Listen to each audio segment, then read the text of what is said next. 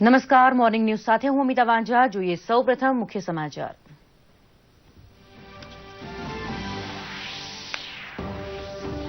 દરેક નાગરિકના ઘરનું સપનું સાકાર કરવા સરકાર સંકલ્પબદ્ધ. સમગ્ર રાજ્યમાં પ્રધાનમંત્રી આવાસ યોજનાઓના 45,000 લાભાર્થીઓને એક સાથે ગૃહ પ્રવેશ કરાવતા મુખ્યમંત્રી વિજય રૂપાણી. ગાંધીનગર સ્થિત મહાત્મા મંદિરેથી કરાવ્યો ઈ ગૃહ પ્રવેશ.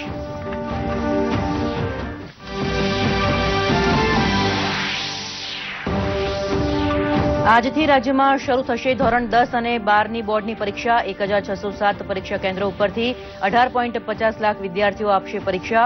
રાજ્યમાં 600 જેટલા સંવેદનશીલ કેન્દ્રો. મુખ્યમંત્રી અને શિક્ષણ મંત્રીએ પાઠવી શુભેચ્છા. વિદ્યાર્થીઓ સ્વસ્થતાથી અને નિર્ભીક રીતે પરીક્ષા આપી શકે તે માટે જળવે સલાક વ્યવસ્થા. પુનઃપ્રાપ્ય ઉર્જા ઉત્પાદન ક્ષેત્રે નાના વીજ ઉત્પાદકો માટે ગુજરાત સરકારનો નવતર અભિગમ. દેશમાં પ્રથમ વખત small scale distributor solar project નીતિ થશે અમલી. 500 કિલો વોટથી માંડીને 4 મેગાવોટ સુધીની સોલાર ઉર્જા પ્રોજેક્ટનો કરી શકાશે શરૂ.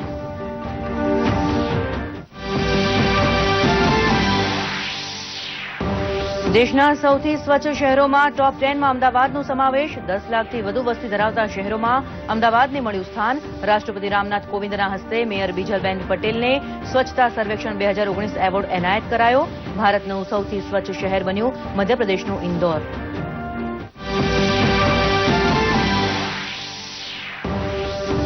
અમદાવાદીઓ હવે માણી રહ્યા છે મેટ્રો રેલની સફર. વસ્ત્રાલથી એપેરેલ પાર્કની મુસાફરીનો પ્રારંભ. 9 દિવસ સુધી શહેરીજનો ફ્રી પાસથી કરી શકશે નિઃશુલ્ક મુસાફરી.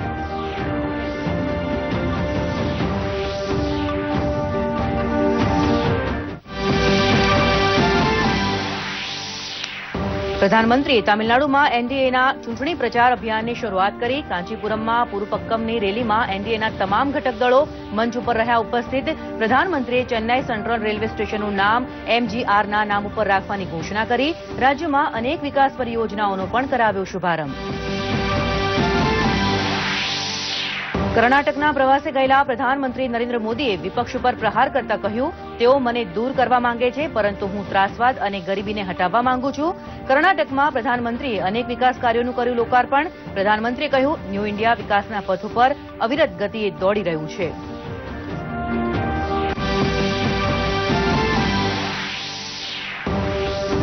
સમગ્ર દેશમાં આજથી જનઔષધિ દિવસ તરીકે ઉજવવાની કેન્દ્રીય મંત્રી મનસુખ માંડવિયાએ કરી જાહેરાત. 2020 સુધીમાં દેશના તમામ તાલુકાઓ પ્રધાનમંત્રી ભારતીય જનઔષધિ પરિયોજનાના કેન્દ્રો ધરાવતા હશે તેવો વ્યક્ત કર્યો વિશ્વાસ.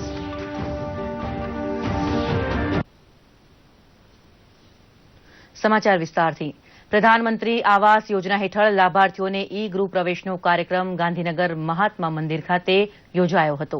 જેમાં મુખ્યમંત્રી વિજય રૂપાણીના હસ્તે રાજ્યના 45,000 લાભાર્થીઓનો ઈ ગૃહ પ્રવેશ કરાવાયો હતો.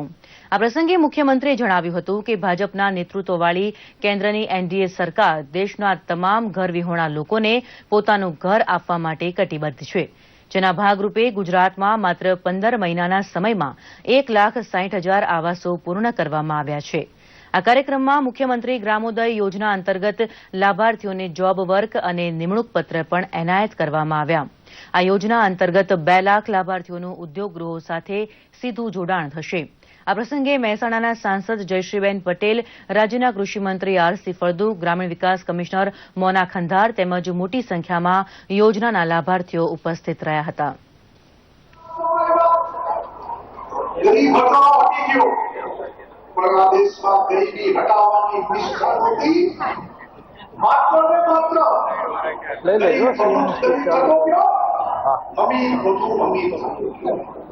દેશમાં જ્યારથી નરેન્દ્રભાઈ વડાપ્રધાન બન્યા ગરીબોની ગરીબી હટાવવા માટે એમને અવિરત કામ ઉપાડ્યું છે.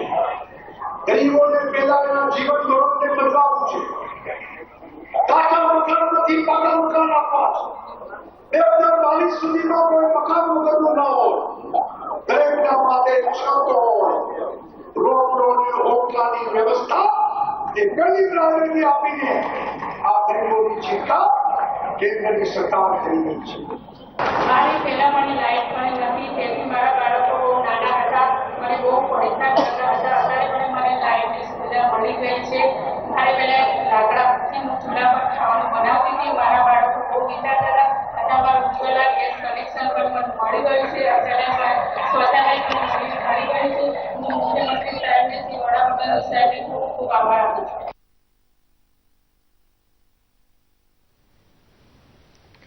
ગુજરાતના એસટીના કર્મચારીઓ તેમજ શિક્ષકો માટે ગુજરાત સરકારે મહત્વપૂર્ણ નિર્ણયો લીધા છે. એસટી નિગમના કર્મચારીઓને 7મા પગાર ધોરણનો સ્કેલ ટુ સ્કેલ 1 એપ્રિલ 2018થી આપવાની નાયબ મુખ્યમંત્રી નીતિનભાઈ પટેલે જાહેરાત કરી છે. સેટલમેન્ટનો સમયગાળો 8 વર્ષનો રાખવાનો નિર્ણય કરવામાં આવ્યો તો ડ્રાઈવર કક્ષાનો ગ્રેડ પે 1650થી વધારી 1800 કરવામાં આવ્યો, જ્યારે કંડક્ટર કક્ષાનો ગ્રેડ પે 1400થી વધારીને 1650 કરવામાં આવ્યો છે અને એરિયર્સની રકમ 3 હપ્તામાં ચૂકવવામાં આવશે. તો શિક્ષકો માટે મહત્વપૂર્ણ નિર્ણય લેવામાં આવતા શિક્ષકોની નોકરીનો સમયગાળો સળંગ કરવાનો સૈદ્ધાંતિક નિર્ણય કરવામાં આવ્યો છે. સાથે ફિક્સ પગારની નોકરીનો સમયગાળો બઢતી પ્રવર્તા ઉચ્ચતર પગાર ધોરણ અને નિવૃત્તિના લાભો માટે સળંગ ગણવામાં આવશે. રાજ્ય સરકારના આ મહત્વપૂર્ણ નિર્ણયોની જાહેરાત કરતા નાયબ મુખ્યમંત્રી નીતિન પટેલે જણાવ્યું કે રાજ્ય સરકાર કર્મચારીઓના પ્રશ્ને અત્યંત સંવેદનશીલ છે અને તેમની વિવિધ માંગણીઓનું સમાધાન થાય તે માટે હકારાત્મક પગલાં લઈ રહી છે.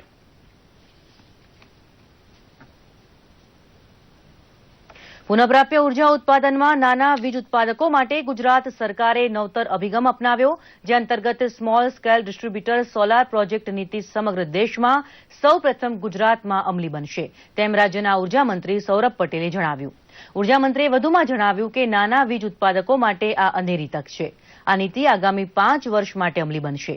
તેમણે જણાવ્યું કે 500 કિલોવોટથી 4 મેગાવોટની ક્ષમતાના નાના સોલાર પ્રોજેક્ટ સ્થાપી શકાશે. આ પ્રોજેક્ટ દ્વારા ઉત્પન્ન થતી વીજળીને રાજ્યની વીજ કંપનીઓ ખરીદશે.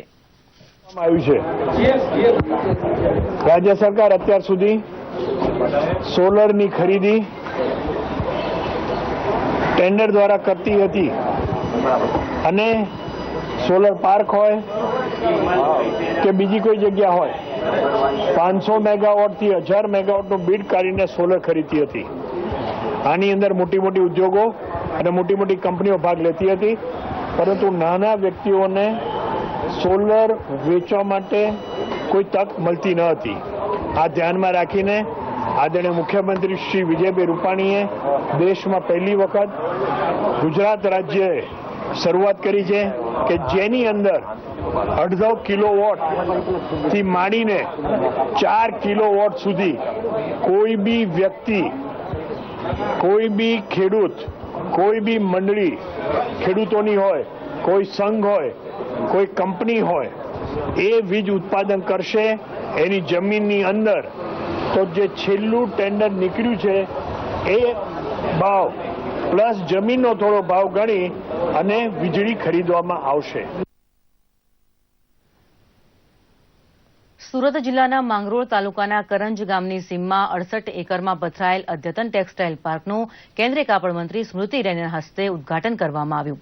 ઉદ્યોગપતિઓની ઉપસ્થિતિમાં યોજાયેલ કાર્યક્રમમાં કેન્દ્રીય કાપડ મંત્રીએ જણાવ્યું કે આ ટેક્સટાઇલ પાર્ક સરકારી ધારાધોરણ મુજબ બનાવાયેલું હોવાથી કેન્દ્ર અને રાજ્ય સરકારની તમામ સબસિડી મળવાપાત્ર છે.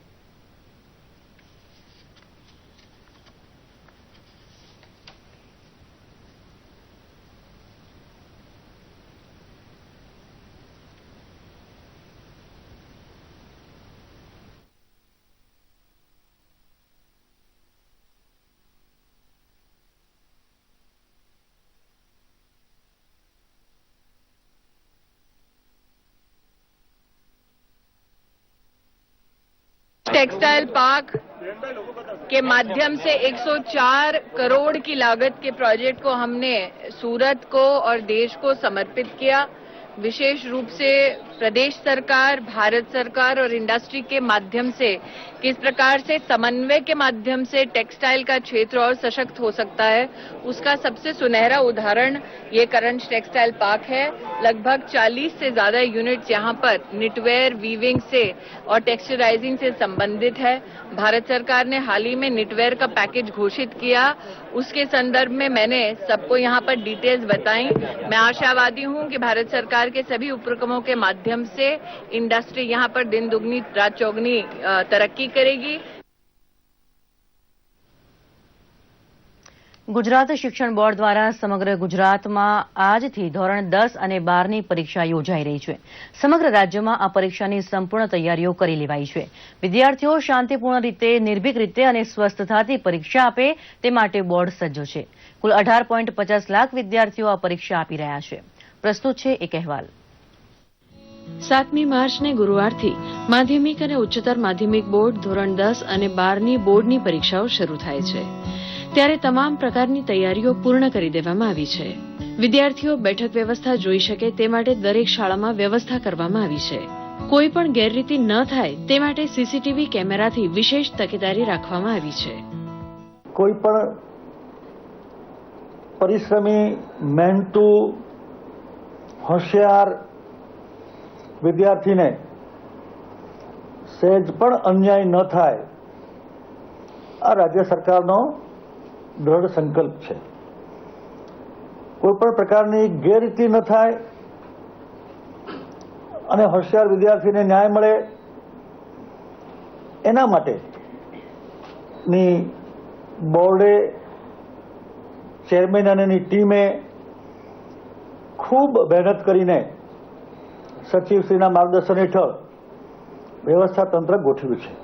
कुछ बच्चे जो थोड़े से वीक नहीं या सिल्वर स्टार थे, उनको हमने एक्स्ट्रा लास्ट मोमेंट तक बुला के हमने उनकी एक्स्ट्रा क्लासेस भी ली हैं ताकि उनका मनोबल बिल्कुल प्रबल रहे और बहुत अच्छे तरीके से वो लोग एग्जाम दे सकें. પરીક્ષાની તૈયારીઓ ખરેખર બહુ જ સુંદર રીતે થઈ રહી છે. દરેક જગ્યાએ સીસીટીવી કેમેરા પરીક્ષાના માટે જે રાખેલા છે એ ખરેખર બહુ જ સારી વ્યવસ્થા છે, જેને કારણે વાલીઓને પણ ઘણો બધો સંતોષ થાય છે. મારી તૈયારી બહુ સરસ છે અને કાલે મારી પહેલી અકાઉન્ટ્સ છે અને મારે સ્કૂલે મને ઘણું સારી રીતે બધું શીખવ્યું છે અને ટ્યુશનમાં પણ સારી રીતે ભણ્યા છે, એટલે બધું સરસ છે. કાલે એક્ઝામ આપવા માટે બી ફૂલ રેડી છું અને અહીંયાની સિટિંગ અરેન્જમેન્ટ બી સારી છે. અહીંયા સેન્ટર જોવાયા હતા, સારું લાગ્યું. મહેનત તો કરી છે, હવે સારા માર્ક્સ આવે બધાને આવશે. અને મેં તો બહુ સારી મહેનત કરી છે અને બધા સ્ટુડન્ટ્સને એવું કહેવું છે કે કોઈ ડરવાનું નહીં, નર્વસ ફીલ નહીં થવાનું અને જેવી મહેનત છે એવા જ પરિણામ આવશે. ધોરણ 10 અને 12ની આવતીકાલથી પરીક્ષા ચાલુ થઈ રહી છે, ત્યારે બોર્ડ દ્વારા તમામ પ્રકારની તૈયારીઓ પૂર્ણ કરવામાં આવી છે. વિદ્યાર્થીઓ કોઈપણ જાતના ભય વિના પરીક્ષા આપે તે માટે ગાઈડલાઈન બહાર પાડવામાં આવી છે, જેથી કરીને પરીક્ષાના દિવસે વિદ્યાર્થીઓ હેરાન ન થાય. આ રીતે વિદ્યાર્થીઓ પોતાની એક્ઝામ સારી રીતે આપે તે માટે તમામ પ્રકારની બોર્ડ દ્વારા તૈયારી પૂર્ણ કરવામાં આવી છે. રાજકોટ જિલ્લામાં પણ બોર્ડની પરીક્ષાની તૈયારીઓને આખરી ઓપ આપવામાં આવી રહ્યો છે. રાજકોટ જિલ્લામાં ધોરણ 10ના 57,060 વિદ્યાર્થીઓ, જ્યારે ધોરણ 12માં 38,730 વિદ્યાર્થીઓ પરીક્ષા આપવાના છે, જેમાં ધોરણ 12માં સામાન્ય વિભાગમાં 28,410, જ્યારે સાયન્સ વિભાગમાં 10,320 વિદ્યાર્થીઓ પરીક્ષા આપવાના છે. રાજકોટ જિલ્લામાં 10 ઝોનમાં પરીક્ષાની બેઠક વ્યવસ્થા ગોઠવી દેવામાં આવી છે, જેમાં ધોરણ 10 માટે 5 અને ધોરણ 12 માટે 5 ઝોનની વ્યવસ્થા કરવામાં આવી છે. રાજકોટ જિલ્લા શિક્ષણાધિકારીના કહેવા મુજબ રાજકોટ જિલ્લામાં ગત વર્ષે 387 બિલ્ડિંગો સીસીટીવી કેમેરા વગરની હતી, જેમાંથી 300 બિલ્ડિંગોમાં સીસીટીવી કેમેરા લગાવી દેવામાં આવ્યા છે, જ્યારે સીસીટીવી વગરની 87 બિલ્ડિંગોમાં ટેબ્લેટ મારફતે મોનિટરિંગ કરવામાં આવશે. ઝોન કક્ષાએ 10 ઝોનની સ્ટ્રોંગ રૂમ તૈયાર કરી દેવામાં આવેલા છે. દરેક સ્ટ્રોંગ રૂમ પર ઝોનલ અધિકારી શ્રી અને 1-3ની ગાર્ડ પોલીસ બંદોબસ્ત પણ ફાળવી દેવામાં આવેલો છે. તાપી જિલ્લામાં ધોરણ 10 અને 12માં 19,000થી વધુ વિદ્યાર્થીઓ વિવિધ કેન્દ્રો ઉપર પરીક્ષા આપશે. એમને કોઈ પણ પ્રકારની તકલીફ ન પડે તે માટેની પૂર્વ તૈયારીમાં તંત્ર જોતરાયું છે. પરીક્ષાર્થીઓને કોઈ મુશ્કેલી જણાય તો હેલ્પલાઇન નંબરની પણ સગવડ તંત્ર દ્વારા ઉપલબ્ધ કરાઈ છે. પરીક્ષામાં સંપૂર્ણ પારદર્શિતા રહે અને ગેરરીતિ ન થાય તે માટે દરેક કેન્દ્રો અને ક્લાસરૂમો સીસીટીવી કેમેરાથી સજ્જ કરાયા છે. તમામ પ્રકારની વ્યવસ્થા જિલ્લા વહીવટી તંત્ર સાથે સંકલનમાં રહી અને અમે કરી દીધી છે. યાત્રાધામ અંબાજી ખાતેના તમામ પરીક્ષા કેન્દ્ર ઉપર પરીક્ષા માટે આવતા વિદ્યાર્થીઓને પરીક્ષા દરમિયાન સવાર અને સાંજ બંને ટાઈમ નિઃશુલ્ક ભોજન મળી રહે તેવી વ્યવસ્થા અંબાજી મંદિર દેવસ્થાન ટ્રસ્ટ દ્વારા કરવામાં આવી છે. ભોજન માટે યાત્રિકોની સાથે તેમને લાઇનમાં ઉભા ન રહેવું પડે તે માટે અલાયદા હોલમાં વિદ્યાર્થીઓ માટેના ભોજનની વ્યવસ્થા કરવામાં આવી છે. શૈક્ષણિક અને સામાજિક સેવાના ભાગરૂપે શ્રી આરાસુરી અંબાજી માતા દેવસ્થાન ટ્રસ્ટ તરફથી આ વ્યવસ્થા કરવામાં આવી છે. બંને ટાઈમ જ્યાં સુધી પરીક્ષાઓ ચાલુ રહેશે ત્યાં સુધી બોર્ડના વિદ્યાર્થીઓને આ નિઃશુલ્ક ભોજનની વ્યવસ્થા પ્રાપ્ત થશે. આ ઉપરાંત સમગ્ર રાજ્યમાં પરીક્ષા શાંતિપૂર્ણ રીતે સંપન્ન થાય તે માટેના તમામ તકેદારીના પગલાં સરકારે લીધા છે, જેથી પરીક્ષાર્થીઓ સ્વસ્થતાથી અને નિર્ભીક રીતે પરીક્ષા આપી શકે. કોઈ ગેરરીતિ ન થાય તે માટેના પણ પૂરતા પગલાં લેવામાં આવ્યા છે. બ્યુરો રિપોર્ટ, દૂરદર્શન સમાચાર. પ્રધાનમંત્રી નરેન્દ્ર મોદીએ અમદાવાદમાં વસ્ત્રાલ ગામથી એપરલ પાર્ક સુધીની મેટ્રો ટ્રેન સુવિધાને શહેરીજનો માટે ખુલ્લી મૂકી હતી. ત્યારે અમદાવાદ શહેર મેટ્રો ટ્રેન ચલાવનાર દેશનું 10મું શહેર બન્યું છે. પ્રસ્તુત છે એક અહેવાલ. અમદાવાદ શહેરની મેટ્રો ટ્રેનના પ્રથમ ચરણ વસ્ત્રાલ ગામથી એપરલ પાર્ક સુધીની મુસાફરીનો શહેરીજનોએ ભરપૂર આનંદ ઉઠાવ્યો હતો. એપરલ પાર્ક અને વસ્ત્રાલ ગામ પરના સ્ટેશન ઉપર મેટ્રો ટ્રેનની સુવિધાઓ જોવા અને માણવા વહેલી સવારથી જ લોકો ઉમટી પડ્યા હતા. પ્રથમ 9 દિવસ સુધી મુસાફરી નિઃશુલ્ક છે, પરંતુ ટિકિટ માટે કોઈન લેવા જરૂરી હોવાથી ટિકિટ બારી ઉપર લોકો લાઈનબંધ નજરે પડતા હતા. શહેરીજન તરીકે એટલો બધો આનંદ અનુભવું છું હું કે મને એમ જ થાય કે એમટીએસ બસ કરતા હું આ મેટ્રો ટ્રેનમાં જ બેસીને જઉં, જ્યાં પણ જઉં ત્યાં. આપણે દિલ્હી અને બેંગ્લોર પછી અમદાવાદમાં પહેલી વાર મેટ્રો ચાલુ થઈ છે. આજે આટલા બધા ઉત્સાહ સાથે બધા અમે આવેલા છે.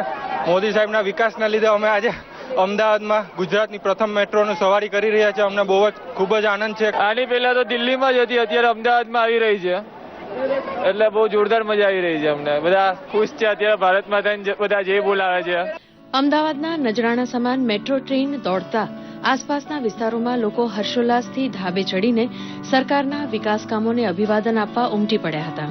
મુસાફરોને કોઈ પણ પ્રકારની અડચણ ન થાય અને સમગ્ર મેટ્રો ટ્રેન સુવિધાની જાણકારી મળી રહે તે માટે વહીવટી સ્ટાફે પણ લોકોને સુવ્યવસ્થિત જાણકારી આપી હતી. શહેરીજનોએ પણ આ સુવિધા મળવા બદલ ખુશી વ્યક્ત કરી હતી. એટલી ખુશ થઈ ગઈ છું, મારી વહુને બી સાથે લાવી છું કે ચલો આપણે મેટ્રો ટ્રેનમાં જઈએ, મજા કરીએ, અમે વસ્ત્રાલ ગામ સુધી જઈએ. સારું થયું. અમારા માટે તો બહુ સરસ લાઈન કરી છે, એમાં લેડીઝો માટે તો ખૂબ જ સારી વ્યવસ્થા બી સારી છે. અમને જરા બી તકલીફ નથી પડી. મારી સાસુ જોડે અને મારી દીકરી પણ સાથે જ છે અને મેટ્રો ટ્રેનમાં બેસવાની ખૂબ જ મજા આવી અને આનંદ થાય છે અને પબ્લિક પણ એટલી બધી છે ને કે બહુ ખુશ થઈ જવાય છે. અહીંયા જે લેટેસ્ટ નવી જે ટેકનોલોજી દ્વારા આ મેટ્રો ટ્રેન શરૂ કરી છે એના હિસાબે પબ્લિકને ઘણો સપોર્ટ મળશે. પ્લસમાં અહીંયા ટ્રાન્સપોર્ટેશનને ઘણો લાભ મળશે. બીજું કે પબ્લિકને એટલો રિસ્પોન્સ સારો રહેશે અને અહીંયા વિકાસ થાય એની અમે આશા રાખીએ છીએ. આમ અમદાવાદ શહેર દેશનું એક એવું આગવું શહેર બન્યું કે જેમાં એએમટીએસ, બીઆરટીએસ અને હવે મેટ્રો ટ્રેન એમ જાહેર પરિવહનની 3 પ્રકારની સુવિધાઓ લોકોને પ્રાપ્ત થઈ છે. મેટ્રો ટ્રેનથી અમદાવાદીઓનું જીવન બદલાશે. હાલ એક ટ્રેન ચાલુ કરવામાં આવી છે જે દર 45 મિનિટે લોકોને મળી રહે છે. 15 તારીખ બાદ બીજી ટ્રેન સંચાલનમાં આવ્યા બાદ તેને મુકાશે. બાદમાં દર 20 મિનિટે મુસાફરોને આ ટ્રેન મળી રહેશે. હાલના તબકે મેટ્રો ટ્રેનનું ભાડું 2.5 કિલોમીટરનું 5 રૂપિયા અને 7.5 કિલોમીટરનું 10 રૂપિયા રાખવામાં આવ્યું છે. પ્રથમ 9 દિવસ માટે આ ટ્રેન સુવિધા મુક્ત રહેશે. બાદમાં આ સુવિધા વધારવી કે કેમ તેનો નિર્ણય લેવામાં આવશે. જયસુખ સિયાણી, દૂરદર્શન સમાચાર, અમદાવાદ. દિલ્હીના વિજ્ઞાન ભવનમાં સ્વચ્છ સર્વેક્ષણ 2019 માટે એવોર્ડ વિતરણ સમારંભ યોજાયો હતો, જેમાં દેશના વિજેતા શહેરોને રાષ્ટ્રપતિના હસ્તે સ્વચ્છતા પુરસ્કાર આપવામાં આવ્યા હતા. આ સ્વચ્છતા પુરસ્કાર સમારંભમાં ઇન્દોર શહેરને સ્વચ્છતા માટે પ્રથમ ક્રમાંક મેળવ્યો હતો, જ્યારે 10 લાખથી વધુ વસ્તી ધરાવતા શહેરોમાં અમદાવાદને સૌથી સ્વચ્છ શહેર તરીકે પ્રથમ સ્થાન જાહેર કરવામાં આવ્યું. ઉલ્લેખનીય છે કે ગત 3 વર્ષના સર્વેક્ષણમાં અમદાવાદ 2 વખત 14મા ક્રમે અને 1 વખત 12મા ક્રમે હતું. પશ્ચિમ બંગાળને છોડીને દેશના 4000 શહેરોમાં સર્વેક્ષણ કરવામાં આવ્યું. દર વર્ષે સ્વચ્છ સર્વેક્ષણનું પરિણામ એપ્રિલ કે મે મહિનામાં જાહેર થાય છે, પરંતુ આ વર્ષે મે માસમાં લોકસભા ચૂંટણીને ધ્યાને રાખીને પરિણામ વહેલું જાહેર કરવામાં આવ્યું. सोचने का तरीका स्वच्छता पर केंद्रित हो. बहुत से लोग व्यक्तिगत सफाई, अपने घर और परिसर की सफाई पर बहुत ध्यान देते हैं, लेकिन सार्वजनिक और सामुदायिक सफाई के प्रति उदासीन रहते हैं. इस मानसिकता में भी बदलाव लाना जरूरी है. सर्वत्र स्वच्छता ही प्रभावी स्वच्छता होती है. પાટણ સ્થિત હેમચંદ્રાચાર્ય ઉત્તર ગુજરાત યુનિવર્સિટીના કન્વેન્શન હોલ ખાતે પ્રધાનમંત્રી આવાસ યોજનાના લાભાર્થીઓનો ઈ ગૃહ પ્રવેશ કાર્યક્રમ યોજાયો હતો, જેમાં મુખ્યમંત્રી વિજય રૂપાણીએ જિલ્લાના 1722 લાભાર્થીઓને ચાવી અને ચેક આપી ગૃહ પ્રવેશ કરાવ્યો હતો. આ સાથે રાજ્યના 45,000 લાભાર્થીઓનો પણ ઈ ગૃહ પ્રવેશનો કાર્યક્રમ યોજાયો હતો. મુખ્યમંત્રી રૂપાણીએ આ સાથે ગ્રામોદય યોજના તળે 666 લાભાર્થીઓને નિમણૂક પત્ર આપી રોજગારીની નવી દિશા ચીંધી હતી.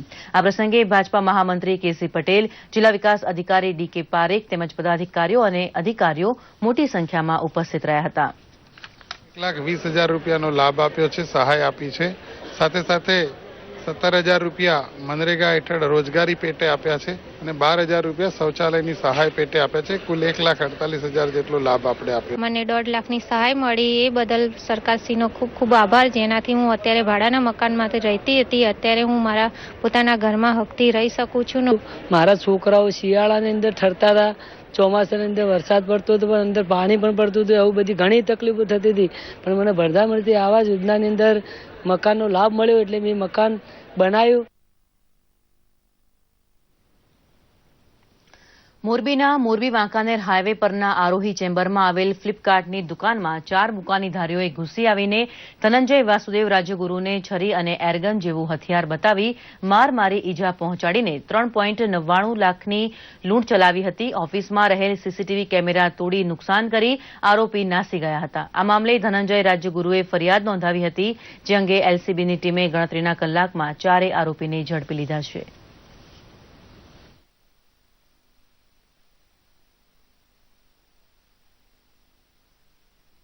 માળિયા ફાટક પાસેથી આ આરોપીઓને તાત્કાલિક દબોચી લેવામાં આવે છે અને એમની પાસેથી લૂંટમાં જે મુદ્દામાં એ લોકોએ લૂંટ કરેલો છે 3,93,000 તમામ રિકવર કરવામાં આવે છે. એમની પાસેથી એરગન, એમની પાસેથી છરી, 3 મોબાઈલ અને 2 બાઇકો પણ કબજે કરવામાં આવે છે. એટલે પોલીસ, મોરબી જિલ્લા પોલીસના નાકાબંધી કરીને જે ટોટલી આખું કોર્ડન કરી લેવામાં આવ્યું હતું જિલ્લો અને ટાઉન, એના કારણે સફળતા મળી છે. આ 4 આરોપીમાં મુખ્ય જે લલિત સોલંકી છે એ ત્યાંના જ જે ફ્લિપકાર્ટની દુકાન એમાં કામ કરનારા બીજા અન્ય લલિત અને મુકેશ નામના વ્યક્તિઓનો ફ્રેન્ડ છે. એટલે જે લલિત મેટ્રો સેવા માટે નાગપુરના લોકોના લાંબો ઇંતજાર હવે ખતમ થઈ રહ્યો છે. પ્રધાનમંત્રી નરેન્દ્ર મોદી નાગપુર મેટ્રો પ્રથમ ચરણનું ઉદઘાટન દિલ્હીથી વિડીયો કોન્ફરન્સ દ્વારા કરશે. આ પ્રસંગે કેન્દ્રીય મંત્રી નાગપુરમાં ઉપસ્થિત રહેશે. આ પછી શુક્રવારથી આ મેટ્રો સેવા સામાન્ય લોકો માટે ખોલી દેવામાં આવશે. નાગપુર મેટ્રોની સૌથી રસપ્રદ વાત એ છે કે તે દેશની પ્રથમ મેટ્રો હશે જેની 65% ઉર્જાનો સ્ત્રોત સૌર ઉર્જા રહેશે. પર્યાવરણની દ્રષ્ટિએથી આ મેટ્રોમાં 100% વોટર સિકલાઇનને રિસાયકલિંગની પણ સુવિધા હશે. આજથી પ્રથમ જન ઔષધીય દિવસના પ્રસંગે પ્રધાનમંત્રી નરેન્દ્ર મોદી દેશભરના 5,000થી વધારે જન ઔષધિ કેન્દ્રોને સંબોધિત કરશે. આ દરમિયાન આ તમામ જન ઔષધિ કેન્દ્રો ઉપર લાભાર્થી ડોક્ટર અને આમ લોકો ઉપસ્થિત રહેશે. આ પ્રસંગે જેનેરિક દવાનો લાભ અને જન ઔષધિ કેન્દ્રોનો ઉપયોગ વિશે જાણકારી આપવામાં આવશે. કેન્દ્રીય રસાયણ મંત્રી મનસુખ માંડવિયાએ કહ્યું છે કે કેન્દ્રોમાં મળનારી જેનેરિક દવાઓથી સામાન્ય લોકો સસ્તી દવા મળી રહી છે. તમિલનાડુની મુલાકાત દરમિયાન પ્રધાનમંત્રી નરેન્દ્ર મોદીએ કાંચીપુરમમાં એક જનસભાને સંબોધિત કરતા જણાવ્યું હતું કે કેન્દ્ર તમિલનાડુમાં કાપડ ક્ષેત્રના વિકાસ માટે પ્રતિબદ્ધ છે. આજે તમિલનાડુમાં કાંચીપુરમમાં એક જનસભાને સંબોધતા પ્રધાનમંત્રીએ કહ્યું કે વણકરો માટે 70 અબજ રૂપિયાની સબસિડી આપવામાં આવી છે. તેમણે કહ્યું કે કેન્દ્ર 2 લાખથી વધુ હેન્ડલૂમના કાર્યકરોના ઉત્થાન માટે મદદ કરી રહ્યું છે, જેમાંથી મોટાભાગના તમિલનાડુ છે. પ્રધાનમંત્રીએ વધુમાં ઉમેર્યું કે દેશમાં વિદેશી પર્યટકોના આગમનના 42%ની વૃદ્ધિ થઈ છે, તેમજ વિદેશી ચલણથી આવકમાં નોંધપાત્ર વધારો થયો છે. પ્રધાનમંત્રીએ વધુમાં કહ્યું કે સરકારે ચેન્નઈ સેન્ટ્રલ રેલવે સ્ટેશનનું નામ બદલીને એમ.જી. રામચંદ્રનના નામ ઉપર રાખવાનો નિર્ણય કર્યો છે.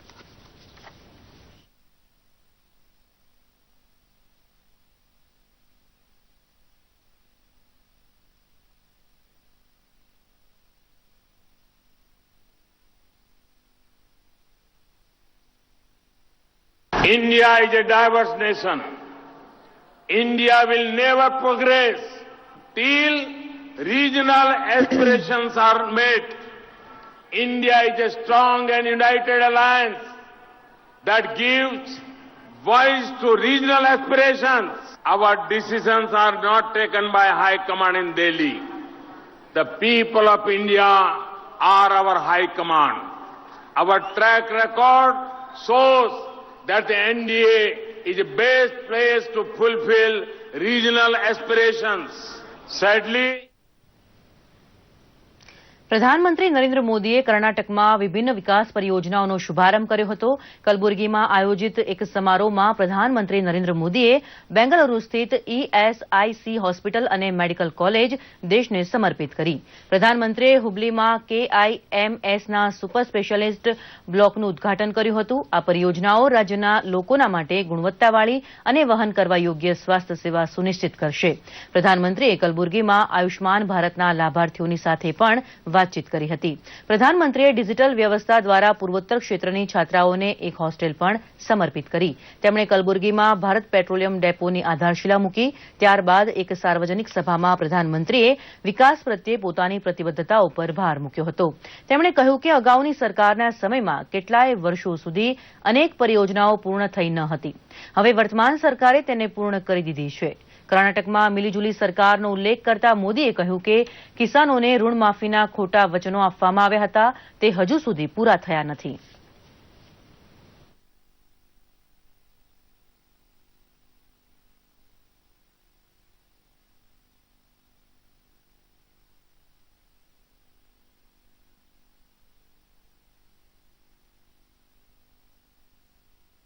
सत्ता की गलियारे में पहुंची हुई कांग्रेस और रिमोट से चल रहे मुख्यमंत्री, इन्होंने कर्नाटक के किसानों की सूची अभी तक हमें पहुंचाई नहीं है. देश भर के किसानों को हमने पैसे पहुंचाए, लेकिन मैं कर्नाटक के किसानों को पैसे नहीं पहुंचा पाया. इसके गुनहगार, किसानों के दुश्मन ये आपके बेंगलुरु सरकार में बैठे हैं. इनको तकलीफ होनी चाहिए क्या? तो तकलीफ क्यों हो रही है?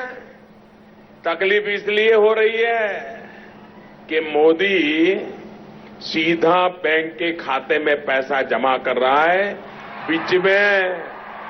बीच में कटकी करने के लिए कोई जगह नहीं बची है. પ્રધાનમંત્રી નરેન્દ્ર મોદીએ કુંભ મેળાના સ્વચ્છતા કર્મચારીઓ માટે બનાવવામાં આવેલા કલ્યાણ કોષમાં પોતાની અંગત આવકમાંથી 21 લાખ રૂપિયાનું દાન આપ્યું છે. પ્રધાનમંત્રી કાર્યાલયના એક ટ્વીટમાં કહેવામાં આવ્યું છે કે પ્રધાનમંત્રીએ 16 શાંતિ પુરસ્કારમાં મળેલા 1 કરોડ રૂપિયાને પણ નમામિ ગંગે પરિયોજનાઓને દાન કર્યા હતા. આ અગાઉ પ્રધાનમંત્રીને મળેલા વિભિન્ન સ્મૃતિ ચિહ્નોની હરાજીથી પ્રાપ્ત થયેલા 3 કરોડ 40 લાખ રૂપિયા પણ નમામિ ગંગે પરિયોજના માટે આપવામાં આવ્યા હતા. કેન્દ્રીય મંત્રી મનસુખ માંડવિયાએ પત્રકારોને સંબોધન કરતા જણાવ્યું કે ગુણવત્તાયુક્ત આરોગ્ય સેવાઓ તમામ લોકોને પરવડે તેવી બનાવવા માટે પ્રધાનમંત્રી નરેન્દ્ર મોદીએ પહેલ હાથ ધરી છે. આ પહેલની દિશામાં કેન્દ્ર સરકારે પ્રધાનમંત્રી ભારતીય જન ઔષધિ પરિયોજના દ્વારા લોકોને પરવડે તેવી અને ગુણવત્તાયુક્ત જેનેરિક દવાઓને લોકપ્રિય બનાવવા મહત્વપૂર્ણ પગલાં હાથ ધર્યા છે. તેમણે વધુમાં જણાવ્યું કે જેનેરિક દવાઓના ઉપયોગ વિશે વધુ જાગૃતિ ફેલાવવા આજથી સમગ્ર ભારતમાં જન ઔષધિ દિવસ તરીકે ઉજવવાનો નિર્ણય કરાયો છે. 7મી માર્ચના રોજ બપોરે 1 વાગે એટલે કે આજથી પ્રધાનમંત્રી વિડીયો કોન્ફરન્સ દ્વારા સમગ્ર દેશના જન ઔષધિ કેન્દ્રના માલિકો અને આ યોજનાના લાભાર્થીઓ સાથે સંવાદ કરશે. सभी जन औषधि स्टोर पर कार्यक्रम होगा. वहां जो परमानेंट मेडिसिन लेने के लिए आ रहे हैं इस लोगों को बुलाया जाएगा. 8 तारीख को गत साल में एक प्रेस कॉन्फ्रेंस में हमने कहा था कि हम 5000 जन औषधि स्टोर ओपन करेंगे. तो आज 5000 से ज्यादा जन औषधि स्टोर ओपन हो चुके हैं. इसलिए हमने 7 तारीख को सारे देश में जन औषधि दिन मनाने का डिसीजन लिया है, निर्णय किया है. और ये जन औषधि दिन के माध्यम से हम जेनरिक मेडिसिन को पॉपुलर करें, ये हमारा कुल उद्देश्य है.